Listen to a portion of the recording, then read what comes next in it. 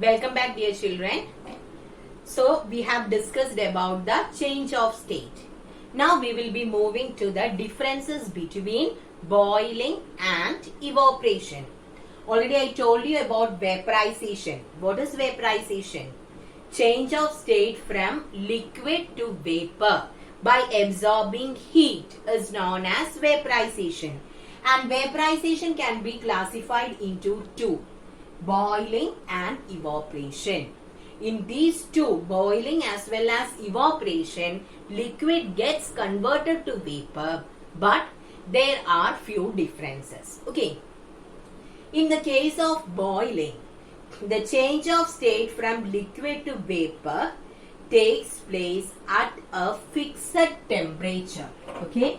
So, for boiling, there will be a fixed temperature. And what is the name given for that fixed temperature? It is known as boiling point, isn't it? So, boiling always takes place at a fixed temperature called boiling point. If the liquid reaches its boiling point will be different for different substances. So, if a substance reaches its boiling point, then only boiling will take place. But what about evaporation? It takes place at a temperature below boiling point. Okay? Evaporation takes place at a temperature below boiling point. In the case of evaporation, we are not going and supplying heat energy. We are not boiling it, isn't it? So, here, this evaporation takes place at a temperature below the boiling point. If some water is there in the floor or something, after some time it gets vanished.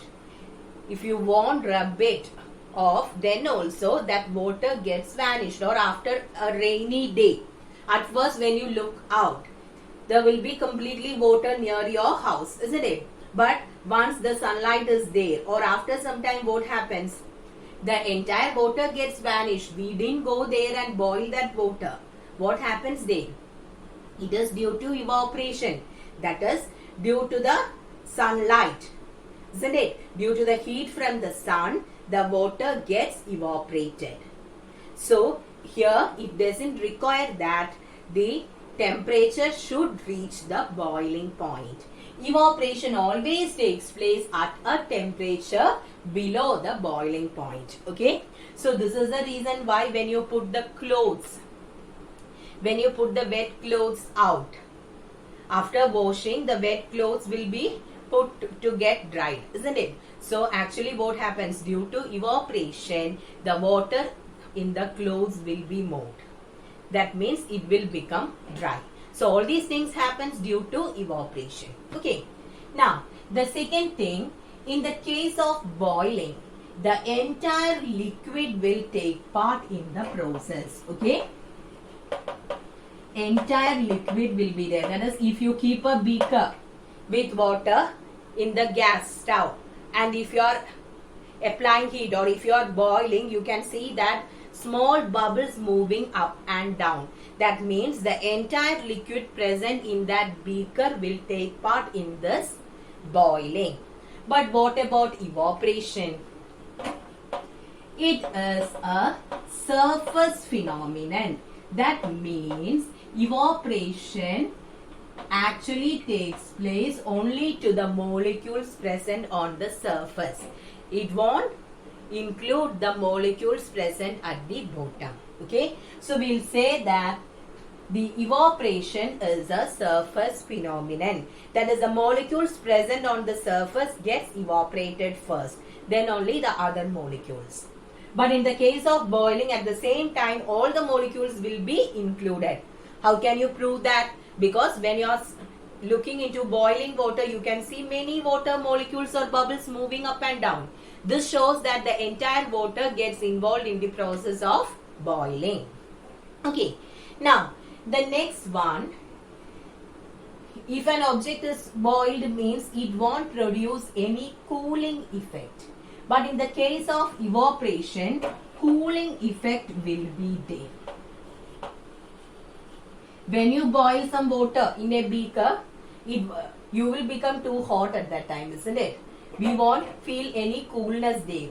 But due to evaporation, a cooling effect will be there. Can you tell me what is the reason? In the case of boiling, actually we are supplying heat. But in the case of evaporation, the required heat for evaporation is taken from the surroundings. If heat is taken out from the surroundings, if heat is taken from a body, that body will become cool, isn't it? So in the case of evaporation, the required heat is taken from the surroundings, and as a result a cooling effect will be produced. Okay, so it's a very, very important thing. Due to evaporation, a cooling effect is produced. Why? The heat energy required for evaporation is taken from the surroundings. So this produces a cooling effect. Okay. Now the next thing is, when you are considering boiling, actually it is a fast process, isn't it? So suddenly the water gets boiled. But in the case of evaporation, it is a slow process. This is a fast process. So these are the differences between boiling and evaporation. Okay, so here I didn't write, it is no cooling. So once again, change of state from liquid to vapor by absorbing heat is vaporization. Vaporization can be classified into two: boiling and evaporation. In the case of boiling, it actually takes place at a fixed temperature called boiling point. Boiling will take place only at that fixed temperature, but in the case of evaporation, it takes place at a temperature below the boiling point. Then here the entire part or the entire liquid will take part in boiling, but in the case of evaporation, it is a surface phenomenon. That means the molecules present on the surface only will take part in evaporation. In the case of evaporation, the heat energy required will be taken from the surroundings, thereby producing a cooling effect. But no cooling effect is produced in the case of boiling. Boiling is a fast process, whereas evaporation is a slow process. Okay. So hope this is clear. So with this, we completed the chapter. It was a very small chapter, isn't it? Now we'll be discussing the question answers. Already I told you I don't want the lecture notes now. Now I need the question answers. So, and don't give importance to the one word questions given there. Choose the correct answer, fill up, etc. You can take page number 12 in your textbook. Take page number 12 in your textbook. So these will be your homework questions. Okay. Page number 12, section E, answer in brief. So 5 question answers are there. All those 5 questions plus their answers should be there in your notebook. And this will be your homework. Okay. So I will just discuss the question answers. First one. At what temperature does evaporation take place? So what is the answer? At what temperature does evaporation take place? Evaporation takes place at a temperature below the boiling point. Please don't stop the answer as below the boiling point. Make it into a complete sentence and write. Okay. So evaporation takes place at a temperature below the boiling point.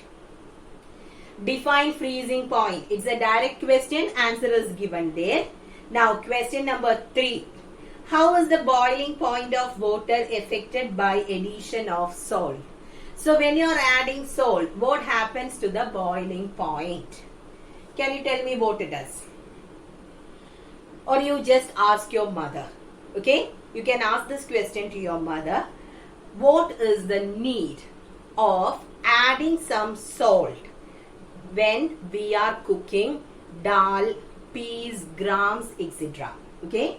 So at the time of cooking, usually this dal, peas and all will be cooked using or cooked in a pressure cooker. Okay. Have you noticed that?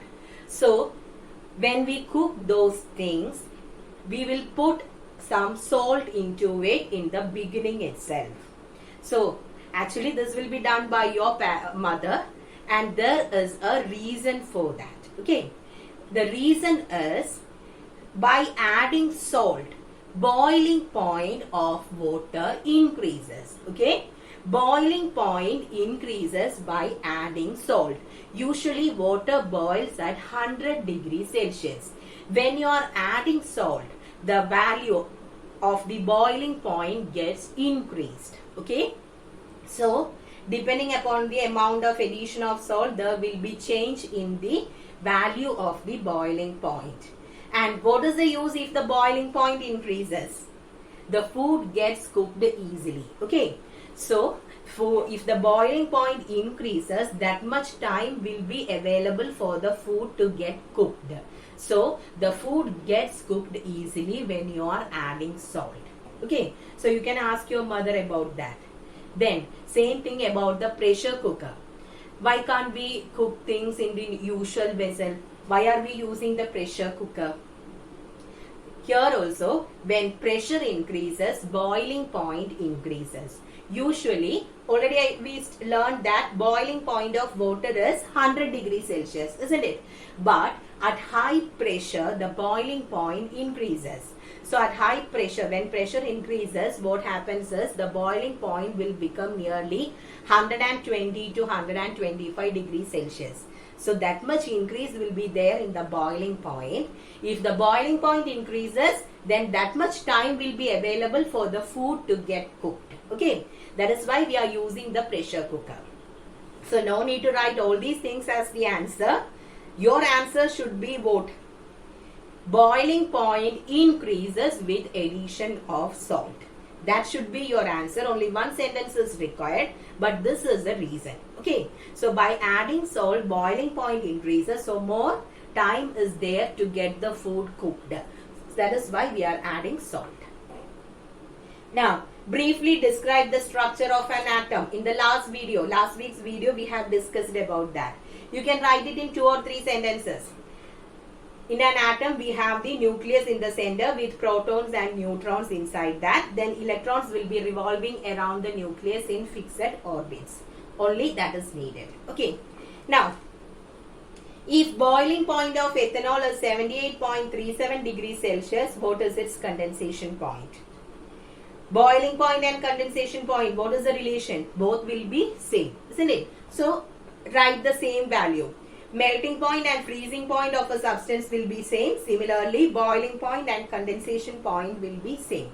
So, all these 5 questions and their answers should be copied into your notebook and it should be sent to me through Google Classroom. Okay. Now, the next one is look at the picture below and answer the following questions.